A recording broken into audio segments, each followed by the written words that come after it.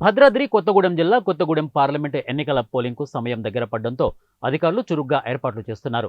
కొత్తగూడెంలోని Sriramachandra degree కళాశాల ఆవరణలో కొత్తగూడెం నియోజకవర్గంలో ఏర్పాటు చేసిన ఎన్నికల సామగ్రి పంపిణీ కేంద్రం ఏర్పాట్లను ఆర్డీఓ పర్యవేక్షించారు. ఈ సందర్భంగా ఆర్డీఓ మధు మాట్లాడుతూ ఖమ్మం పార్లమెంటు నియోజకవర్గంలో భాగమైన కొత్తగూడెం అసెంబ్లీ సెగ్మెంటు నియోజకవర్గంలో 253 పోలింగ్ స్టేషన్లు ఏర్పాటు చేసినట్లు తెలిపారు. 253 పోలింగ్ కేంద్రాలకు 253 మంది పీఓలను, 253 ఏపీఓలను, 600 మంది ఓపీఎస్ సిబ్బందిని ఏర్పాటు చేసినట్లు తెలిపారు. పోలింగ్ సామగ్రిని ఎన్నికల సిబ్బందికి సజావుగా అందించడానికి ప్రతి పోలింగ్ స్టేషన్లకు ఒక కౌంటర్ను ఏర్పాటు చేశామని తెలిపారు. 10 పోలింగ్ కేంద్రాలను సమస్యాత్మక కేంద్రాలను గుర్తించినట్లు తెలిపారు. ఎండ వేడిమి దృష్ట్యా అన్ని పోలింగ్ కేంద్రాలలో ఓటర్లకు, పోలింగ్ సిబ్బందికి ఎటువంటి ఇబ్బందులు కలగకుండా ఏర్పాట్లు చేస్తున్నట్లు కూడా వారు తెలిపారు.